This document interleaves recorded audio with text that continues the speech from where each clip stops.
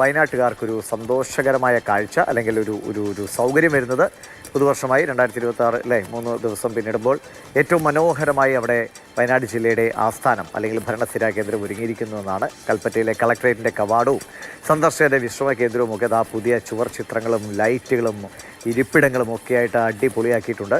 വിവിധ ആവശ്യങ്ങൾക്കൊക്കെ വേണ്ടി കളക്ട്രേറ്റിലെത്തുന്ന പൊതുജനങ്ങൾക്കൊക്കെ വളരെ സുഖമായിട്ടിരിക്കാൻ അത്യാവശ്യം പുസ്തകങ്ങൾ വായിക്കാനുള്ള സ്ഥലം, മുലയൂട്ടുന്ന അമ്മമാർക്കുള്ള പ്രത്യേക മുറി എല്ലാം സജ്ജമാണ്. അപ്പോൾ കമൽ പറയും. കമൽ, എനിക്ക് തോന്നുന്നു വയനാട്ടുകാർക്കുള്ള ഒരു പുതുവത്സര സമ്മാനമായിട്ട് അല്ലേ അധികൃതരുടെ ഭാഗത്തുനിന്ന് എങ്ങനെയൊക്കെയാണ്, എന്തൊക്കെ ഒരുക്കി അവിടെ?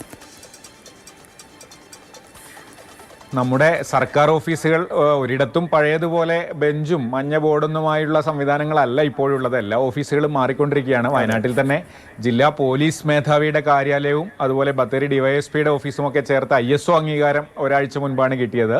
ഇപ്പോൾ കലക്ട്രേറ്റ്, ജില്ലയുടെ ഭരണസ്ഥിരാ കേന്ദ്രമായ കലക്ട്രേറ്റ് പുതുവർഷത്തിൽ ആകെ മാറിയിരിക്കുകയാണ്. സന്ദർശകരുടെ വിശ്രമ സ്ഥലമൊക്കെ ആകെ മാറ്റിയിരിക്കുന്നു. ജില്ലാ കലക്ടർ തന്നെ മുൻകൈ എടുത്താണ് ആകെ ഒരു മാറ്റം വരുത്തിയിരിക്കുന്നത്. കലക്ട്രേറ്റിലേക്ക് കയറുമ്പോൾ തന്നെ പുതിയ ചുവർചിത്രങ്ങളും പുതിയ ലൈറ്റുകളും പുതിയ ഇരിപ്പിടങ്ങളും ഒക്കെയായി ആകെ മാറ്റമാണ്. ഏറ്റവും പ്രധാനപ്പെട്ട കാര്യം അവിടെ ഒരു റീഡിംഗ് കോർണർ കൂടി സജ്ജീകരിച്ചിരിക്കുന്നു എന്നുള്ളതാണ്. ഒരു ബുക്ക് ഷെൽഫൊക്കെയായി ഇപ്പോൾ കുറച്ച് പുസ്തകങ്ങളൊക്കെ ഉള്ളൂ, പക്ഷേ കൂടുതൽ പുസ്തകങ്ങൾ എത്തിക്കാൻ ആളുകൾ എത്തിക്കുന്നുണ്ട്. അതുപോലെ സ്പോൺസർമാരെയൊക്കെ തേടുന്നുണ്ട്. എന്തായാലും നല്ലൊരു കുഞ്ഞു ലൈബ്രറി തന്നെ അവിടെ സെറ്റ് ചെയ്യാനാണ് കലക്ടറുടെ നേതൃത്വത്തിൽ ശ്രമം നടക്കുന്നത്.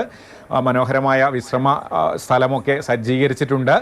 അതേപോലെ തന്നെ നേരത്തെ തന്നെ അമ്മമാർക്ക് മുലയൂട്ടൽ മുറി ഉണ്ടെങ്കിൽ കൂടി അത് കുറച്ചുകൂടി സ്വകാര്യത ഉള്ള സ്ഥലത്തേക്ക് മാറ്റി നല്ല രീതിയിൽ സജ്ജീകരിച്ചിട്ടുണ്ട്.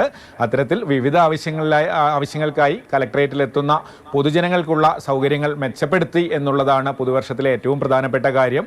ഈ സൗകര്യങ്ങളോടൊപ്പം ഏറ്റവും പ്രധാനപ്പെട്ടത് അവിടെ പല കാര്യങ്ങൾക്കും എത്തുന്ന ആളുകൾക്ക് മികച്ച സേവനം നൽകുക എന്നുള്ളതാണ്. നമ്മുടെ മുഖ്യമന്ത്രി തന്നെ പറഞ്ഞിട്ടുണ്ട്, ഓരോ ഫയലും ഓരോ ജീവിതമാണെന്നുള്ളത്.